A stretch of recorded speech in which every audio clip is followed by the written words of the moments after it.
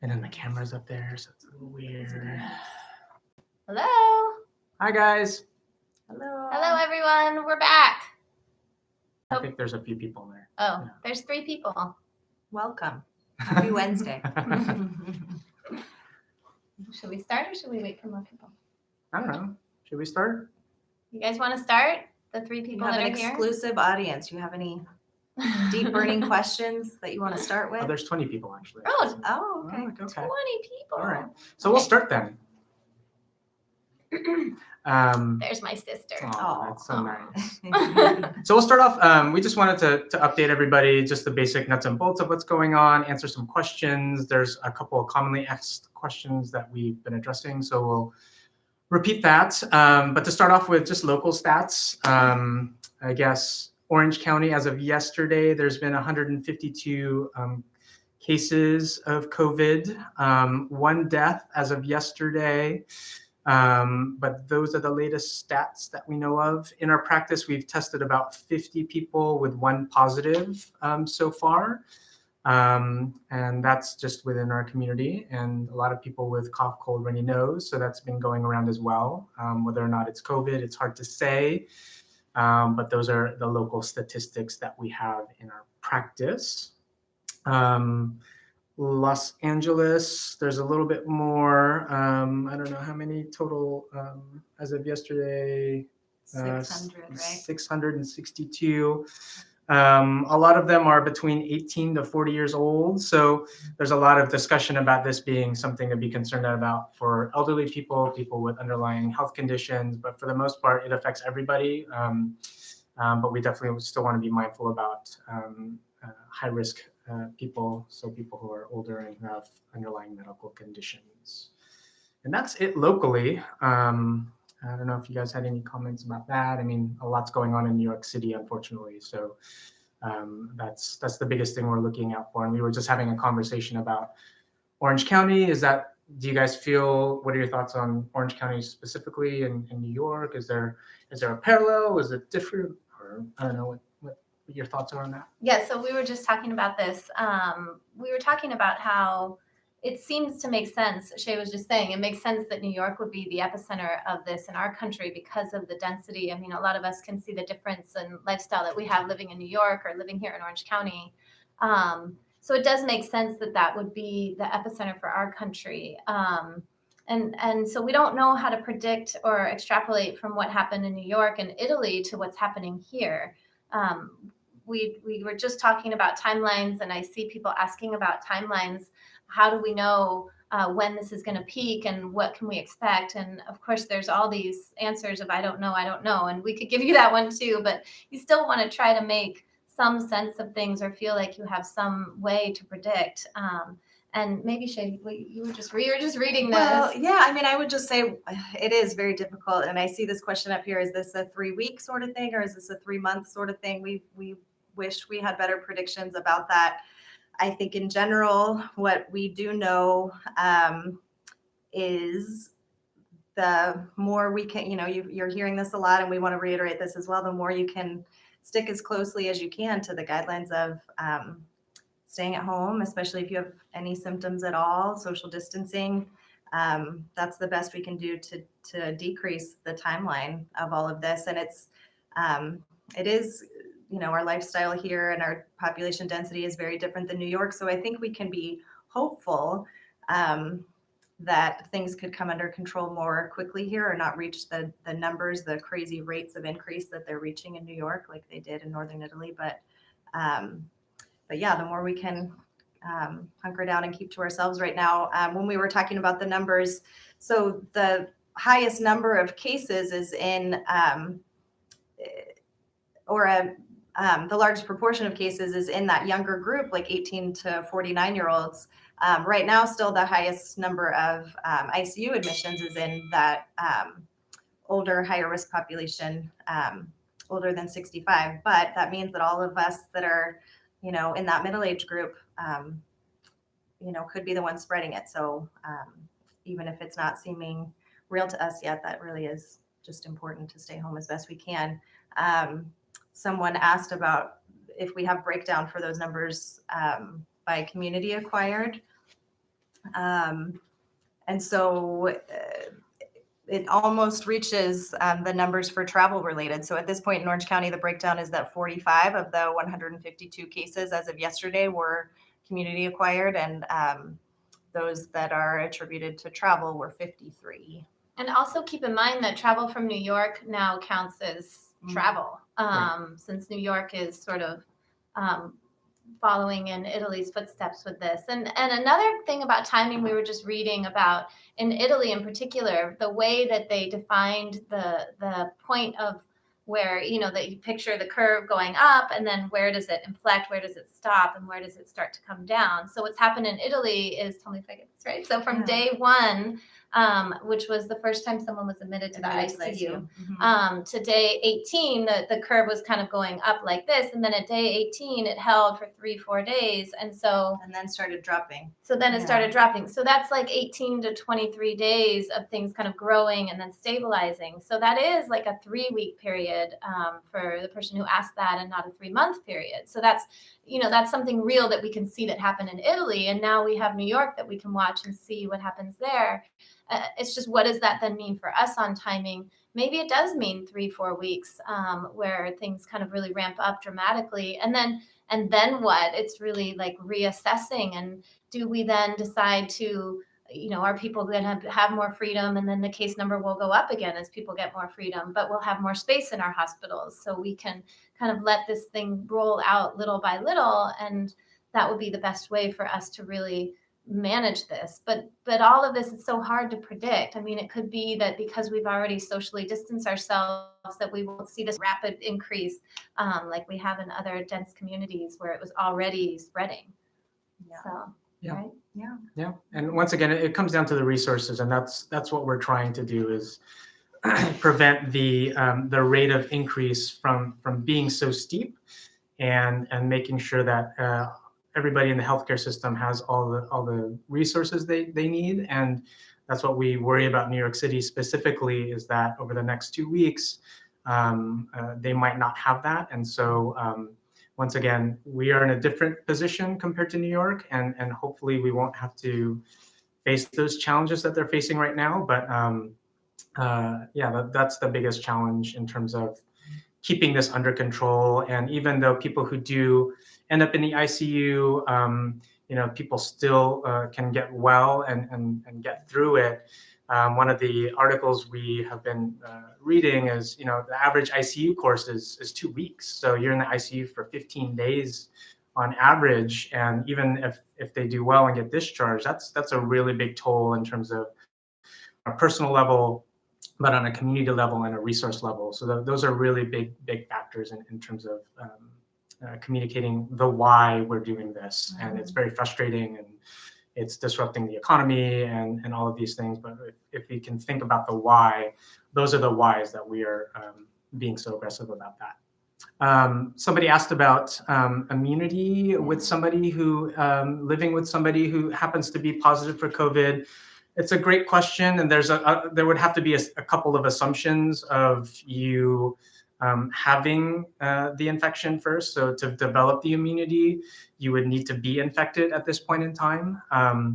You may or may not have symptoms, but you will have to be exposed to the virus in some significant way. So that would be the only way of developing immunity to COVID at this time. And the reason this is such a rampant issue is that none of us know.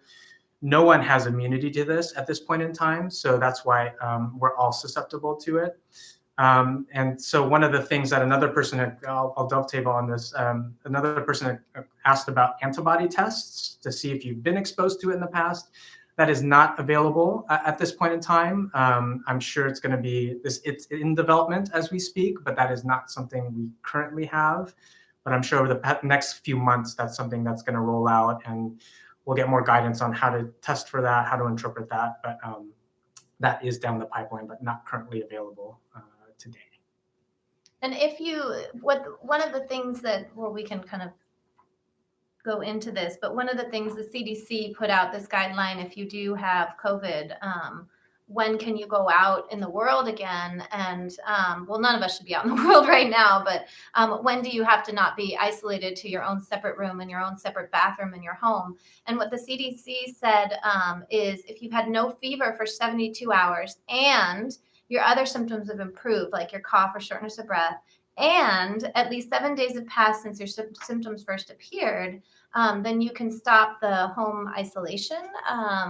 So that's kind of interesting to us that it's not 14 days. It's really 7 days and then 3 days without a fever, and having some improvement. So for those of you who've had a positive test or a loved one with a positive test, that can be helpful. And we can send you guys, or you can find these guidelines. They're on the CDC webpage on COVID-19 steps to help prevent the spread of COVID if you're sick. We can forward that link too. But yeah, so I spoke with the Orange County Public Health Department a couple of days ago, and that's the same guidance.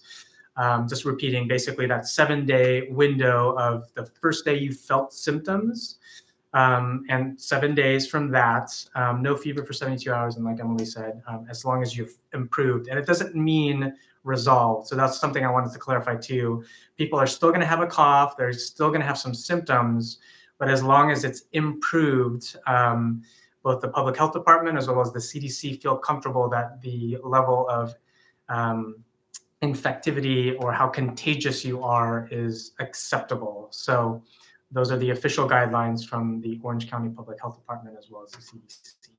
And just to clarify about that, remind me for family members of people who have tested positive that are sharing space and caretakers and living in the same house, it's the same guidelines. So no, Same timeline? so there's different, and thanks for the question. So people who are positive for COVID who test for it are required to be in self-isolation. And so self-isolation in a family household means a separate bedroom, separate bathroom, and basically if any type of face-to-face contact within household members to wear a face mask.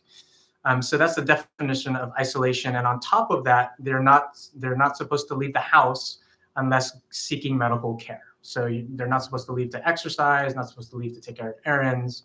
So that's self-isolation for somebody who's tested positive for COVID. For somebody in the household, the recommendation is quarantining. So a spouse of somebody who tested positive, although they're separated physically, they're basically able to, assuming that they're asymptomatic, they're able to leave the house, to do the errands, to do the things that we're still able to do in terms of grocery shopping and whatnot, and help out with that, but they're not isolated like somebody who's tested positive. If they're having symptoms, then that would be suggested that they're also positive, and probably presumed positive if within the household. So would probably fall under self-isolation at that point. Okay. And that kind of comes to where we are now with our idea of shelter in place and separating from each other. And if you have symptoms, should you come get tested? What does the test mean?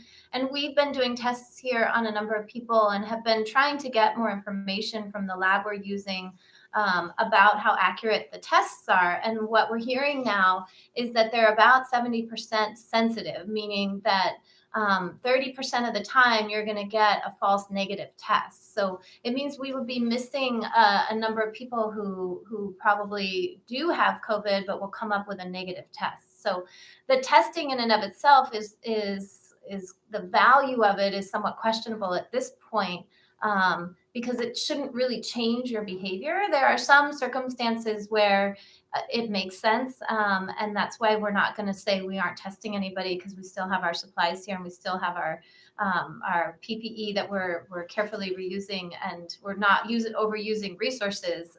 So we feel that in ways that we can discuss with you, if you still really feel strongly about doing a test, we'll do it. But I think it's something really to think about. What does a negative test really mean? Do you guys have anything else you want to? Yeah, so just to reiterate that, I think, so we're shifting more now towards considering not testing if it's not going to change our management, if it's not going to change our recommendations to you. I think, doctors all over the country are having this struggle right now, and a lot of patients are getting mixed messages. It took so long for so many of us to get testing rolled out that like in the early part of last week, even, which wasn't that long ago, I think a lot of the hospitals and, we were even having a pretty low threshold for testing, wanting to just see where we're at with this thing once we had testing available. But we're trying to balance that now, and some of the, messaging that we're getting now from the CDC and from a public health perspective it's probably best to shift that to just like Emily was saying, if it's not going to change our management, if we're going to tell you that you should be staying at home anyway, if you're sick, which is basically our message right now to everyone, then we might consider not doing a test. Yeah, the screening testing that's been done in other countries is a lot more effective in the earlier stages, where if we have a lot of tests to deploy, it would have allowed us to target more specifically how to isolate communities more effectively and contain it. So that's the containment phase. Once you get past the containment phase, it becomes what we call a mitigation phase, where we're just trying to slow it at this point in time. So now that we've essentially have, and we discussed this last time, really broad policies about basically staying at home, we are not really targeting certain communities as much in terms of containment. We're really just applying it, basically to the whole state of California and other states as well, to just say, stay at home, assume that it's going around. And if you have symptoms, is it COVID? It's very possible. And like Shay mentioned, it doesn't change the management anymore. We're all under the same kind of semi-quarantine, and there's no medicine for it. And yeah. Do we have a sense of I probably should have given you time to look this up too, but the capacity of the hospitals, do we know right now how open they are? And I don't know the specifics Okay. on that. I know that the hospitals are fairly slow right now because in preparation. So we're not seeing a huge surge at this point, and it's in the preparation phase. And our hope is that it will never have to reach capacity here in our local areas. That's our hope, and I have no answers outside of that. Yeah, I don't have specific numbers either, but Right. I know they're short on PPE. Some people have asked in our practice how they can help contribute, if they're masks or other personal protective equipment that people want to get involved with. I think any hospital system, if you're interested, please, I think, donate any resources to the hospitals. We're an outpatient center, and we're very fortunate to be able to do different workflows to sustain a safe practice here. But I think if people get sick in high numbers, we definitely want to make sure people on the front lines of really acute sick care get all the resources they need. So any hospital around here would be willing to take any donations for that. Absolutely. Yeah. Should we talk about treatment? Everybody's Yes. asking the same question. Lots of questions about that. treatments. There's Yeah. been some conflicting statements from certain political leaders as well as medical leaders. So there's been a bit of a headbutting, and we want to really clarify the fact that there is no recommended, FDA-approved, well-studied or validated treatment for COVID. There is a question about whether something like Plaquenil and a Z-Pak can help. Plaquenil is hydroxychloroquine. If you're, it's related to chloroquine, which you guys have heard in the news, I'm sure. That's right. And it's a really important treatment for people with rheumatoid arthritis, lupus. It's a very old and a very affordable medication. So it's something that's been around for a long time. Having said that, there have been some really small, not great studies that have shown maybe it can help reduce the viral load in people who have had COVID. But that is not something that we can hang our hat on to start treating people prophylactically or even with mild symptoms. So right now, studies are being done to see if this is something effective. And number two, we're basically using it as a Hail Mary for people in the critical care units and saying, like, if you're really sick, you have a really bad pneumonia, we're going to give you everything you got, and let's hope that helps. But a lot of people are asking, and even some physicians are stockpiling, hydroxychloroquine, azithromycin for this, which at this point I feel is unethical. So it's not something that we recommend, nor is it FDA recommended in any means. It may be in the future, that's very possible, but at this point in time, it's not ready for prime time. So that's we have to the be short so answer. careful with making assumptions based on small preliminary data. If you look historically in medicine, how many missteps we've made, particularly with treatments based on small, tiny little studies, and then we jump to, if we're trying to jump to this is the cure for everything, we really end up doing more harm than good. So we have to really temper this. And I think Shay was saying earlier, what really matters to help keep you healthy is not taking Plaquenil right now. I don't think that makes sense. If anything, I worry about the side effects of that.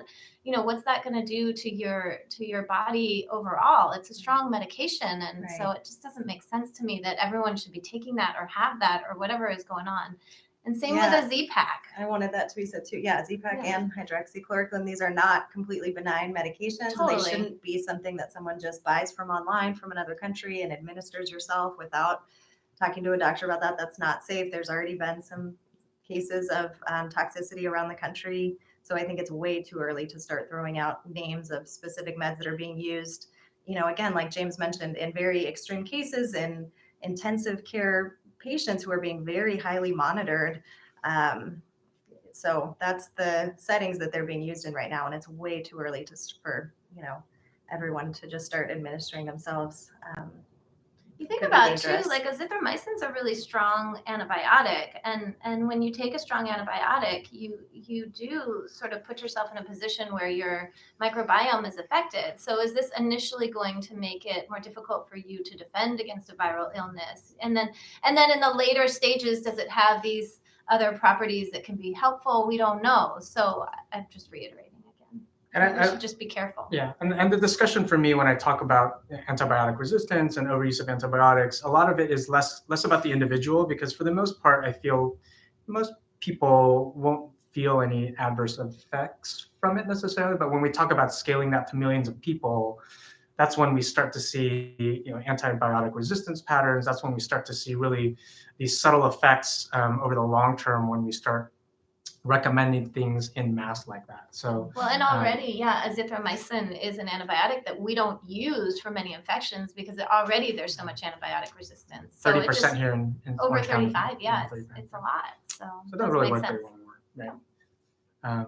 We've had a lot of people ask if Yes. you have COVID, are you then immune?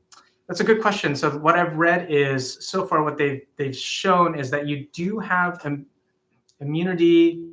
Immunity can be temporary, is a statement I like to make. So with a typical non-COVID coronavirus, which is the common cold that we've typically seen, in the past, if you take antibody titers, what you can see is an initial production of antibodies that can fight off coronavirus, the common cold.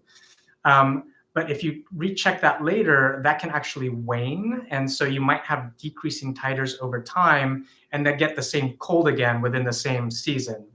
So if you, myself included, you get a cold, you get better, a couple of weeks later, you get the same cold again. Could it have been the same one? Yes. So extrapolating that to COVID, it's hard to say whether or not there's long-term immunity or whether or not you're going to get this waxing and waning type of immune response. That is still under studies, unless somebody has any other comments on that.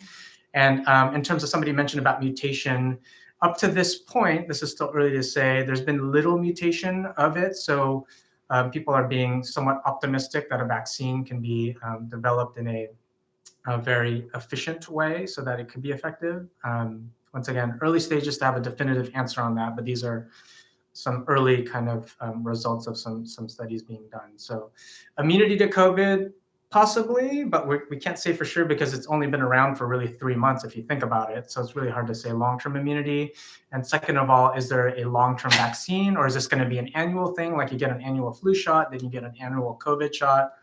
It's hard to say at this point in time. One of the things you were saying is that you get that same cold, but I think I don't know, maybe I'm wrong, but maybe there's a difference between your first exposure to COVID and your second. Even though you might still get symptoms from it, it may not be as severe. And one of the ID doctors I heard was talking about, in general, there's with viral illness, there's some degree of immunity that lasts for 3 years. And then the other thing that they were saying is that when things mutate, when the virus starts to change its properties, that's what mutating is. It changes.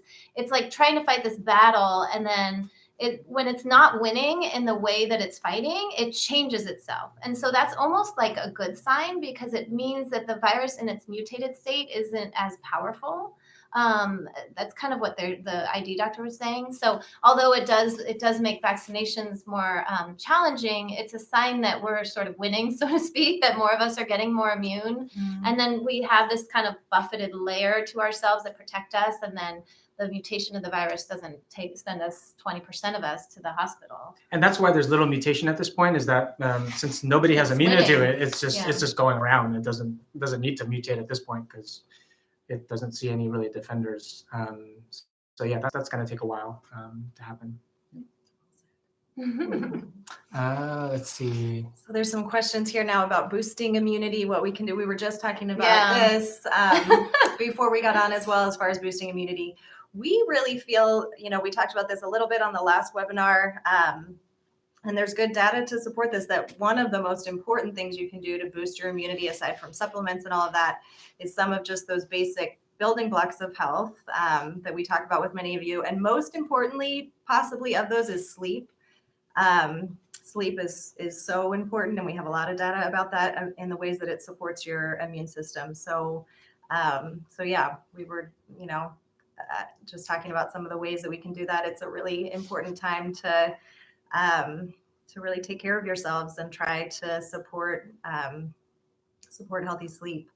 For me, it's been putting my phone down at 9 o'clock this week, which I was not doing last week at all, but that's been crucial for me. So whatever it is for you, it might be a good time to develop a relaxation practice at night. We can talk you through that if anybody has questions or wants further suggestions. But yeah, try to really protect your sleep like crazy right now. So that's most important. And then as far as some other things that we commonly talk about to boost immunity, other supplements, someone mentioned vitamin C, echinacea, elderberry. It's tough to say for sure. We just don't have, it's so new, and we don't have great data on any of that yet. We think that those common supplements like that, vitamin C, echinacea, elderberry, vitamin D, are unlikely to do major harm. And so if that's your practice to take them, and you have some at home and you're not, going out or making major effort to get them, we think, it could help, but it's just really hard to speak in an evidence-based way about that. I don't know if you want to. It's so tricky too. I mean, I've talked to a lot of you about kind of how I see supplements, and it's tricky when you have when you don't have evidence on things, and then you try to take things to the extreme. So like elderberry syrup in a drink, is kind of like food grade elderberry and is not going to do harm. I don't think. A vitamin C supplement in a medium dose for a short period of time, like I just don't see that being harmful. So if that makes you feel safer and it's something you want to do, then fine. But I do worry about people taking mega doses of things for any extended period of time. Some people have this like they want to, we're all human. I'm doing it too, right? My house is really clean right now. It's like you want to control what you can. He's lucky. You want to control what you can control when things feel out of control. So it's like, well, if elderberry is going to work, I got to take a lot of it, and I should take lots of vitamin C and lots of vitamin D, and that's where you can do harm. I mean, D, you can get toxic levels with D. I do think taking too much of anything can be harmful. So remember to temper these things. And again, like nothing beats the vitamin C that you get from an orange or from healthy foods. So I would really focus on that too. And good sleep, like Shay was talking about. And one of the things I'll say about sleep too is sometimes it feels like it's easier to control the morning than the evening. So having a good morning routine too, getting up, getting some bright sunlight. If you wake up and the first thing you do is look at your phone or turn on the TV for 2 hours, then it's going to be hard for you to sleep that night. So you need to get out and get some sunshine to get that melatonin production going and everything. So, yeah. And to talk about the supplement, I always like to phrase supplement as you're supplementing what ideally is a baseline of habits of eating good food. And so we forget that sometimes where, if I'm eating In and Out every day, but I'm taking my elderberry vitamin C, it doesn't really quite work out that way. So now's a really great time to focus. We have, if somehow you can harness this kind of anxious time to like re-examining, clearing out the cupboard, understanding what foods you like, maybe trying to shop if that's convenient or acceptable in your circumstance. Trying to learn to cook more at home. That would be the silver lining in all of this, is to really go back to the core habits that, once again, is the most effective way of boosting your immunity, being healthy. And then the supplements, great. I think that's something we can add on top of that, but ignoring everything else and just focusing on the supplement, I think, we could use our time a little more efficiently if possible. That's my suggestion. I think one of the other questions was, how can we help people who are at risk and who might be better off staying at home? So we talked about some of that. I don't know if you guys want to talk about it. Yeah, we were thinking that question might come up as we were talking about,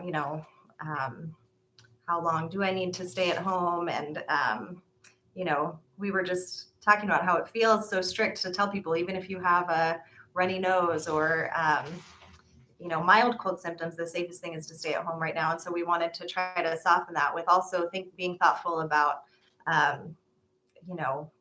please, if you feel like that's hard for you to do, or if you feel like you're on your own right now, please reach out, to each other, to your community, to your families, to your neighborhood about things that you need. And so we were talking about ways to, for those of us that are lower risk, for those that are feeling well right now, if we can try to, look around to see ways that you maybe can help others. Try to, a lot of people are doing delivery services, Instacart and things like that right now. We don't think there's anything wrong with that, but those services are also being overwhelmed, and just maybe be mindful and thoughtful about that if it's something that you're, now we're getting some echo. Sorry. Yeah, if it's something that if you're able to leave the house, if you're in a condition where you can make your weekly or bi-weekly trip to the grocery store, instead of doing Instacart, and conserve those resources for those who need it, might be something to think about. We also talked about, like, if you can be real thoughtful and try to really batch all your shopping, try to figure out everything you need and do it all in one trip. That saves more time when you're out, and then you're in other people's space and all of that. So that could be another way you could contribute, is just try to eat through your whole cabinet first. It's good practice for all of us. We should always do that. Clean it out and then plan really well, and then go pick up 2 weeks worth of food or whatever that may be. So I love these questions we're getting. What are some ways that we can safely assist the elderly or disabled or vulnerable neighbors? Is it okay to cook for neighbors and share food? I love that line of thinking. I'm seeing a lot of that going on in my neighborhood on Nextdoor. People just offering to chip in ways that they can. I think in terms of cooking for people or sharing food that you've prepared, I think if you're as hygienic as possible with that, if you're feeling well yourself, you're not having any cold symptoms, and you wash your hands before you prepare the food, I think that's a wonderful thing to offer if you're able. Yeah, there hasn't been any evidence that it's transmissible by cooked food, and I think I agree with Shay. I think if you're feeling well, you want to do something good, and you feel like you're practicing good hygiene, I think it's great to be able to provide that for your neighbors, and that shouldn't hold you back if that's something you're willing to do. One thing that was interesting, or maybe I'm jumping too far off topic, was that there was a really good article about the testing that was done on the cruise ship. And what they found was that it was actually a really small minority of people who were asymptomatic and tested positive. And even in that small minority, a lot of them ended up getting symptomatic later. So if you're feeling well, not that you should run around the neighborhood at all, but it's just a little bit of reassurance that it's less likely that that's happening. So Right. if you're out and someone's coughing, yeah, you need to get away from them. But if people aren't coughing and they're keeping to themselves, you don't have to be in a panic. I had a patient say she was afraid to go outside because someone was driving by with a car window open and she didn't want to breathe in COVID. And I feel like I relate to all that because we're all being so careful. But it's not, if people are at a distance and they're not coughing on you, your risk is so low. Right. Yeah. Right. No, I agree 100%. That's a good segue, I think, into a lot of questions, I think, over the weekend about social distancing and outdoors and Yeah. and some of the Oh, yeah. the gray area. That was a great question from a lot of people, and how we're being kind of criticized for not taking it seriously if you're out at the beach, hanging out. What are your thoughts? And we discussed this already, but what do you think is good guidance then? Can I go outside to the park? Can I go out to the beach? Yeah. It's tough. Yeah, there are mixed messages about that a bit now because, this weekend, many of the beaches and state parks and things like that are closed. You can't get into the parking lot now. We think that you should, in general, proceed with caution. I mean, it's so important to all of our mental health and self-care. If you're able to and if you're feeling well, to get outside and get a little sunshine every day. So what are the responsible ways that you can do that? And we think, we were talking about it as a general guideline, if you're in a wide enough open space that you're able to maintain that generally 6 feet from people, and it's not sustained, if you're riding your bike or something you were talking about, you might get closer than the 6 feet, but if it's, just for a few moments and not sustained for more than 2 minutes or so, again, that risk of transmission is so low. So really worth weighing the benefits versus the risk. We went over the weekend. We took our kids to Crystal Cove, and when we got there, it was pretty empty. And then on our way out, it got pretty crowded, and we were on this narrow boardwalk, and our son was touching the little rail the whole way, and I'm like, don't touch it, And so that it didn't feel right for me in that particular environment. I don't think if no one had been there and we could have stayed in the middle of the boardwalk and not had our kids touching the rail, but we're passing people and they're, this far from us. It just didn't feel right. So that wasn't good. It's tricky because these places are fine if no one else is there, but all of us want to get out and see the world, and it's a beautiful day and all that. So I don't know, maybe you test things out, you kind of drive and you see if places are crowded, you don't go. And if it's not crowded, then you give it a try and you try and keep your distance. Right. So it's about being, I guess, socially responsible and ethically responsible, I guess, is the best way of looking at it. The organization, the government's doing it for us. They're, I think Huntington's closed now, Laguna's closed now. I think Newport's going to follow, where they're pretty much going to close down the parking lots and maybe the beaches. I'm not sure about that, but just being mindful of it. And if it's crowded and you don't feel like you're keeping the distance that you should be keeping, it's best to do a different activity, unfortunately, at this time. Mm-hmm. So that's on outdoors. I also wanted to clarify, somebody said... the face masks. Oh, What about the the sewing face masks? I made a statement about acceptably contagious. That's probably not a good thing for me to say. I think that the official line for if you're feeling better without a fever and symptoms of 7 days, the likelihood of being contagious is low, very, very low. So it's not acceptable. It's acceptably symptomatic, maybe, but not not contagious. So I did want to clarify that. I don't want that to be a statement that I off and making them and yes. Yeah. Well, I was just going to say, I know that UCI is accepting donations of cloth masks. A lot of people are doing that right now. They're using them from what I understand for patients in certain situations, like lower risk patients that need to be in a public space or a waiting room or things like that. Cloth masks are, there's not a lot of data on this, but we don't think that they would be sufficient, like for a more high risk, a healthcare worker that's potentially working with many COVID positive patients. So cloth is not known to be as protective against the virus as the N95 or other materials that are used in the masks. So And even in healthcare, they have different levels of masks that you're supposed to wear depending on the patient you're interacting with. So a surgical mask is appropriate in someone who's maybe coughing or, even if you're in a room with someone who's coughing. But if you're like intubating someone or they're on a nebulizer or something, then you need an N95 because that's just too much volume. So, but yeah, the cloth masks I guess are really more for the patients. for patients Yeah. in healthcare settings, but yeah, for those of you that are wearing them, when you go to the grocery store or when you have to go out in public, I think we talked about this a bit last time, but I think it couldn't hurt. The only risk in that is if it kind of gives you false reassurance that you don't need to continue taking the other precautions that we're encouraging at this time. So it's really important. Hand washing is still the most important thing you can do, especially after removing a mask. If you are going to wear it out in public and it's a little more, of a dense environment there's more people around in the environment that you're in, really important to wash the mask when you get home and wash your hands when you take it off. So, as we mentioned last week, as long as you're not walking around thinking that it's, you can engage in more risky behavior because you're wearing it, then it probably doesn't hurt to wear. So. Someone asked here about like if you're out with your active kids and they're touching things, what can you do?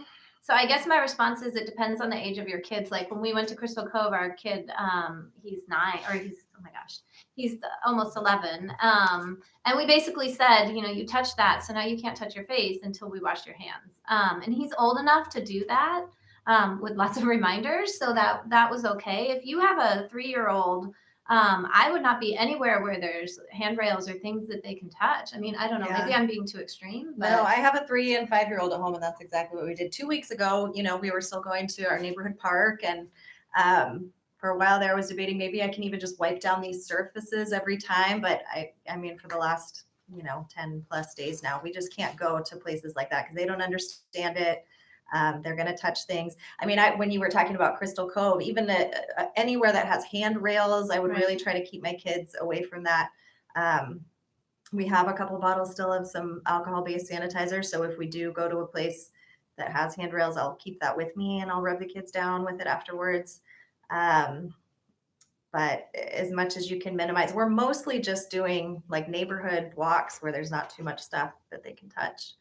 I feel like the grass and these things, like, I don't know. I think it's much lower risk of transmission if it's not a hard playing in the grass, metal or plastic surface. And once again, it's going back to just the hand hygiene, and I'll take that same sentiment to other questions because it's the same application. So food delivery, should you wipe everything with alcohol wipes or disinfectant wipes? It comes to the same principle where the food delivery, if you receive food the way I would do it, and if I buy food outside, I'll put it on my plate and then I just wash my hands and I'll eat the food, right? So as long as you wash your hands before eating the food or handling, touching your face basically, you're good to go. I don't disinfect the boxes. I open them, but once again, I'll just wash my hands after I deal with it. But I don't disinfect anything, the mail or once again, food delivery services, but I will wash my hands diligently after I open something, and I don't know if I'm going to touch my face or definitely before I eat or drink or anything like that. So that's my advice. Yeah. So that minimizes, that once again, just takes care of any risk. If there was something on it, you just have this habit of always making sure you wash your hands after handling food delivery or mail, and you should be good to go. So that's that question as well. There's a question about New York. Yeah, she's saying if she went to New York and she had minor symptoms, does she need to tell her hairdresser who she interacted with, I don't know how long ago. At this point, no. I mean, we're all in this and we're doing our best, and they need to pay attention to their symptoms. And I mean, it's like we would have to all tell everybody all the time. So I don't know if that makes sense. Let's see. Oh, people are asking about dropping gloves in the parking lot. Don't do that. If you wear gloves when you're shopping, bring like a little garbage bag or like, I don't know, a little something. I don't know what. If you can like bring a a little bag, doggy bag. yeah, or, doggy bag in your car, or if there is trash can in the parking lot. Right. That Yeah. would be Yeah, ideal. I And then don't see why if would you you have some drop 'em on the sanitizer in your And once car when you again, get back in. once you just make it a habit, even if you use gloves, just when you take your gloves off, just like what we do, anything, you always wash your hands afterwards Mhm. anyway. So the gloves are not foolproof, especially if you don't know how to take the gloves off properly. Exactly. I mean, Even there's if a you do. official way of doing it, and so yeah, you always Still just wash your hands. yeah. Yeah. So, carry something to put it away and wash your hands. Shoes. I've been careful with shoes. I mean, I think this is droplet, things drop to the ground. And then if depending on what kind of surface it is, could be living there for a while. So we're taking more precautions with shoes right now. It's reasonable. It's an easy fix to do, and Yeah. and once again, it goes back to the same hygiene type of thing. As long as you're just staying to that, then Yeah. should be. Yeah, fine. I'm not disinfecting them or I'm not leaving them outside. We have a little shoe cupboard cabinet and I'm keeping that. I'm more conscious right now about keeping them locked up in there again. So my toddlers aren't touching their shoes all day, which they would be doing otherwise. So That's fair. Yeah. Cool.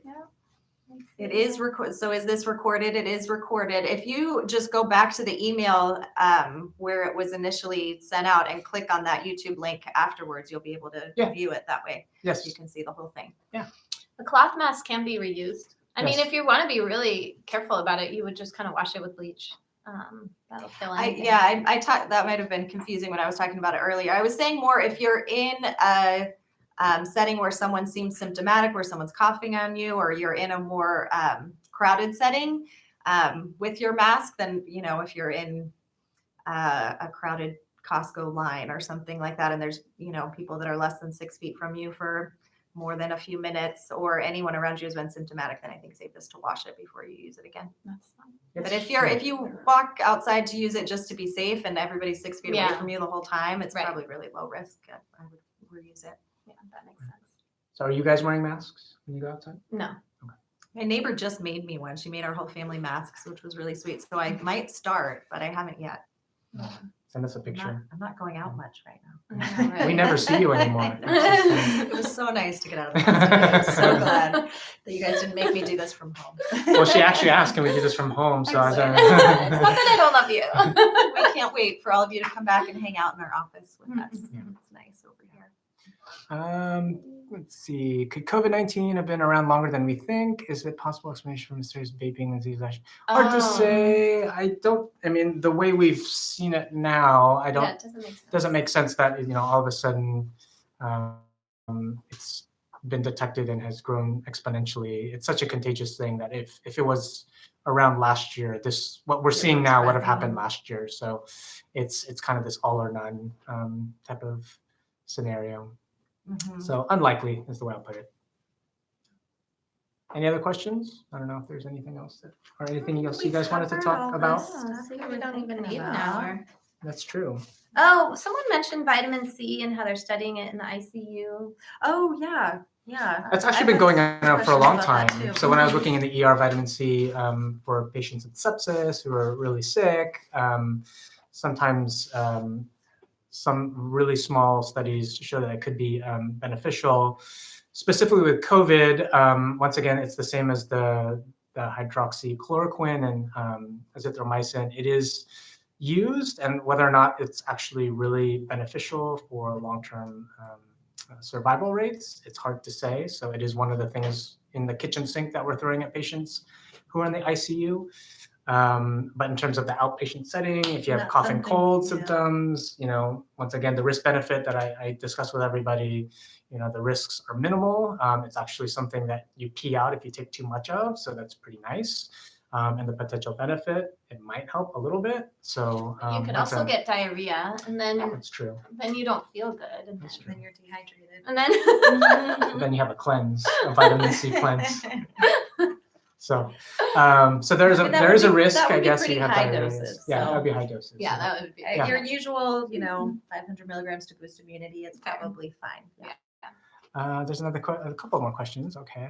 You guys have learned that the current tests aren't as accurate. Are there new tests you're aware of? What about UCI's tests that you were talking about?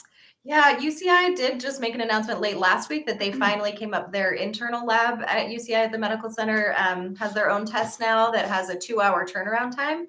So they're mostly using that in the inpatient setting. I don't think they're using that one for outpatients that are coming in for testing right now. it just takes a while to get accurate data about how sensitive and specific the test is, and then to kind of go back to the drawing board. And so I don't have a timeline of how to correct those things. And there's a big boon now because clearly this is an opportunity for people to make kits that are more accurate and more convenient. So there's actually home test kits that are around the corner that are probably going to be more common. What I'll say to that is I'm a little, I would just be very mindful of, making sure, once again, it's dependent on how accurate you can collect the specimen. If it's a little blood prick, that might be something that's available as a home test kit, but there's going to be a lot of other tests out there in the coming weeks and months. But currently we're not using any different tests. And most places are still using a nasopharyngeal swab for the most part, unless you're hospitalized, which that's a whole different ballgame. But for people out in the community, it's basically still the swabs at this point, but that will be more in the future. So someone just asked again, so if somebody is asymptomatic, can they still spread it? And the answer is technically yes, but it seems statistically that is super less common, that most people who have COVID develop symptoms, and most of the contagion or spreading comes because you have symptoms and you're coughing or you're spreading the virus while you have a fever. So asymptomatic people, theoretically, yes, they can spread it, but it's not as common. So you don't need to be so paranoid when you're out. I mean, you still need to be really careful. Right. And so just to remember how it's transmitted, right, is through Yes. respiratory droplets. So if somebody truly is asymptomatic and happens to be infected with coronavirus, that means they're not sneezing, they're not coughing. And so really there wouldn't be any transmission if I was sitting next to you as much lower risk, unless I'm really like spitting when I talk to you and all that kind of thing. It's lower risk because there's less secretions like that. You're not coughing or sneezing things out. Maybe you spray a little when you talk, but so it's lower risk because of that. And also lower risk in those actual droplets have a much lower viral load in them. So they're less infectious droplets than if you are fully, if the virus has been replicating for long enough that you now have symptoms. So, and you have to think about in the stage of the virus is what you're pointing to is that, and they're also looking at people who have recovered. There is still evidence of the coronavirus in their bloodstream, but it's not infectious anymore. And so there's also within this realm of the life cycle of a virus, in the early stage, you might have it, but doesn't necessarily mean it's as infectious, like she was saying. When this is all over, we're all going to understand the common cold like really well. We're going to know a lot. And I'm going to take Plaquenil for it. No, you're not. Someone asked about microwaving food. If you need to microwave it, I don't know. They're saying if it came in as takeout, do you need to microwave it when it gets there to heat it up to kill any viruses? I read something briefly about that suggested that that's a safe thing to do, meaning that theoretically, yes, that would actually kill the coronavirus. Versus just like heat on the stove, more so? Not necessarily more so, but the heat itself. Just the heat, not the microwave versus the stove. Right, okay. right. So if the food came kind of cold, then you should heat it up? No, I'm not suggesting that. I'm just saying that the people have looked at that question and have come to a assumption that might help in killing it. If I get takeout, I don't reheat anything specifically. But, right. We got a pizza. We did not reheat it. It's hot. We washed our hands after we touched the box. Wash your hands. We know that soap disrupts it. We don't know that anything else. I was thinking of this last week. We didn't talk about it, but a lot of people use like those UV light sanitizer things. I don't know. Those were a popular Christmas gift in my family and extended family this year, to put your phone or things in that like foam soap UV light thing. And Chris was using that a lot in the beginning. I don't think that's adequate. I don't think we know for sure. We don't know that disrupts the virus. So if you're, in a setting that's higher risk, like a hospital where my husband is going to work every day. He needs to wipe his phone down with Phones are alcohol. dirty. So that's Phones another are point. Yeah, Of dirty. the phone phones is a are- huge Phones one. are really dirty, so be mindful of that. I wipe my phone every day. Your phone is like your hand that you can't wash with soap and water. It's like touching your butt, basically. It's Very not. disgusting. It is not like touching your butt. It's very disgusting. It's really dirty. You should wipe your phone down. Your every butt day is with cleaner than your phone. alcohol or Lysol bleach wipe. Phone is disgusting. Preferably. Someone asked, where are we? What stage do you think we're in right now? We're still in the ramp up stage right now. So, and the question is, and we talked about this earlier, how long is this going to last?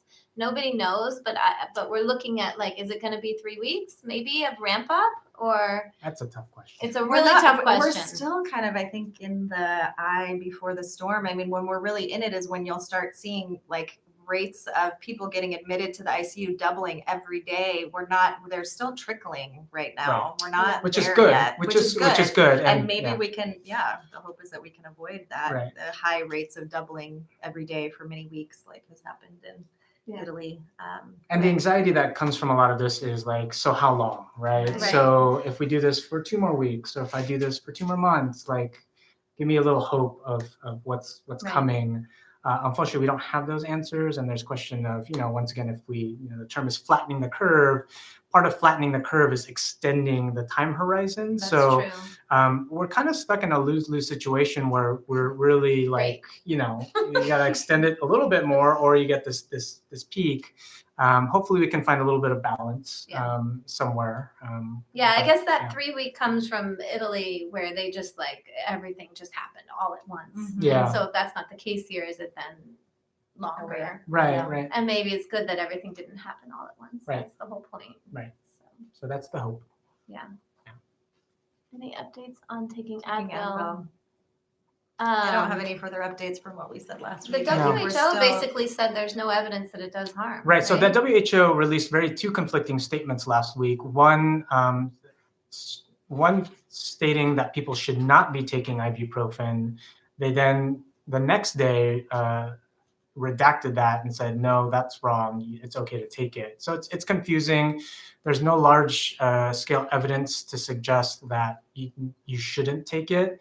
It's very theoretical. So once again, people go to the chemistry chalkboard and all the different pathways and how it could potentially seem like it would cause worsening disease, but there's no evidence to suggest we should recommend everybody stop taking it, is my. I've had patients who are having terrible headaches and they're like, ibuprofen's the only thing that works. And it's like, well, take the ibuprofen. Yeah. Don't suffer if you don't have to. Is it possible to have 1 to 2 symptoms and not the complete regime, but still have it? Yes. Yeah. It's just less common. So it's much more common that people were having more of the full-blown symptoms. They were having Like the cough, cough, fever, shortness fever. of breath, those three are and kind the of body aches too, right? and body aches. Body aches, Yeah, yeah. right. It's very flu-like for a lot of people. And once again, what's challenging is the spectrum of presentation is still pretty broad. So just because you don't have that doesn't mean you're all in the clear. And that's why we're testing so many people. We were. Yeah, we were. Yeah, But we we're trying to still know it. We still can. We still can't. We talk to everybody individually about it. And we will be doing this next week, right? Yeah, Okay. Mm-hmm. Maybe here, maybe from home. We'll find out. Shay wants to do it. Please, I'll be. They can stay home. I need to get out of my house. Are your kids watching this? Yeah, I know so. They're definitely watching some kind of screen Okay. right now. So So good. Anything else yeah, while we wrap up? we'll be here next week. Yeah, we'll And be then here next week. for physicals and routine stuff, I've been sort of pushing everybody off. And you guys, Mhm. but we're here. If there's something that comes up, this is a good time to know. We're here. We're being super safe here. We're meeting people in the parking lot if they've got stuff going on. So just know that we're still here to serve you. Don't feel like we're closed. But yeah, if you just need a physical and it's not urgent, let's wait. I'm telling Mhm. people wait till the summer just to be extra safe. So, Mm. but we'll Yeah. keep Yeah, in we're touch still with you around. guys. Yeah, if I'm rescheduling any of those appointments, I'm just saying I'll check in with you in 2 weeks. I doubt smart. it'll be time to come back in 2 weeks, but I just kind of want to check in with you guys. So Yeah. and let us know how you're doing. All right. Take So, good care of yourselves. and we'll see you guys next week. See you next week. Bye. Bye. All right. Yay. Guys. Should I wipe all the